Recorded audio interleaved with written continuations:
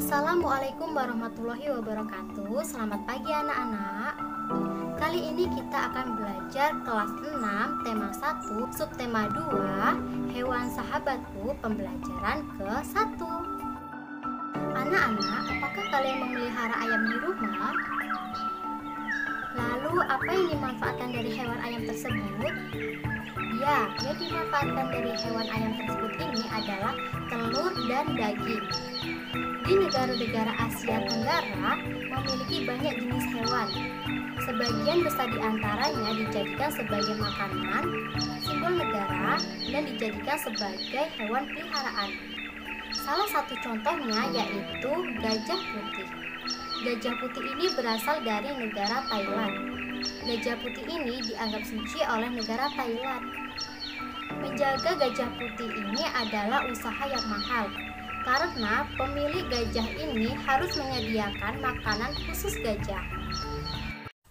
Di negara kita, yaitu negara Indonesia, memiliki wilayah lautan yang sangat luas. Di dalam lautan Indonesia terdapat potensi perikanan yang cukup besar. Salah satunya yaitu ikan tuna. Ikan tuna ini banyak dicari oleh negara-negara lainnya, yaitu contohnya pada negara Jepang, negara Amerika, dan negara Uni Eropa. Anak-anak, tahukah kalian burung apakah ini? Ya, ini adalah burung takur.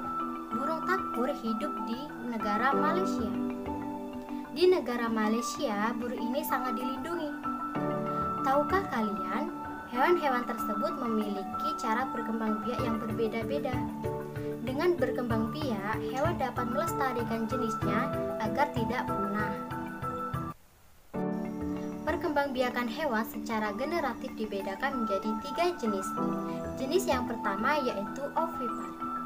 Ovipar ini adalah hewan yang berkembang biak secara bertelur, tetapi tidak melahirkan dan tidak menyusui. Contoh dari hewan ovipar ini yaitu ayam, burung, dan jenis unggas lainnya.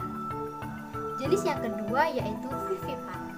Vivipar ini adalah hewan yang dapat mengandung, menyusui, dan melahirkan yang disebut dengan mamalia. Hewan mamalia darat ini memiliki ciri terdapat bulu di badannya. Contoh dari hewan vivipar ini adalah kucing, sapi, harimau, gajah, dan lain sebagainya. Jenis yang ketiga yaitu ovovivipar. Ovovivipar ini hewan yang dapat berkembang biak dengan cara bertelur sekaligus melahirkan. Jadi, hewan betina ovovivipar juga bertelur, tetapi tidak langsung dikeluarkan. Namun, dikembangkan di dalam tubuh induknya, kemudian menetas di dalam tubuh induknya, dan setelah menetas barulah dikeluarkan atau disebut dengan dilahirkan. Contoh dari hewan ovovivipar ini yaitu ular, platikus, dan lain-lainnya. Nah anak-anak, sekarang coba amati gambar-gambar berikut ini. Kemudian kalian kelompokkan hewan-hewan tersebut berdasarkan cara perkembangbiakannya ke dalam diagram Venn seperti ini. Hewan-hewan yang ada sangat membantu penduduk di kawasan Asia Tenggara, terutama pada kegiatan perekonomian. Hewan dan ikan banyak dijual dan dikonsumsi. Sebagian ada juga yang diekspor ke negara lain. Kegiatan ekonomi suatu negara berkaitan dengan kondisi geografi. Selanjutnya, silakan kalian simak tayangan berikut ini. Brunei Darussalam terkenal dengan kekuatan sumber daya alam berupa minyak bumi dan gas alam. Brunei memiliki pendapatan per kapita tertinggi. Filipina mengandalkan sektor pertanian. Beberapa hasil pertaniannya diekspor seperti padi, kelapa, gula, dan nanas. Indonesia memiliki sumber daya alam yang kaya. Beberapa yang diekspor yaitu minyak dan gas bumi, tekstil, dan produk-produk kayu lainnya. Pertambangan dan pariwisata juga menjadi andalan Indonesia. Negara Kamboja mengandalkan sektor pertanian di sepanjang aliran Sungai Mekong. Hasil pertaniannya adalah padi dan karet. Anak-anak, sekarang kalian buka buku kalian pada halaman 69 sampai halaman 70. Kemudian kalian baca kegiatan perekonomian di negara-negara Asia Tenggara lainnya.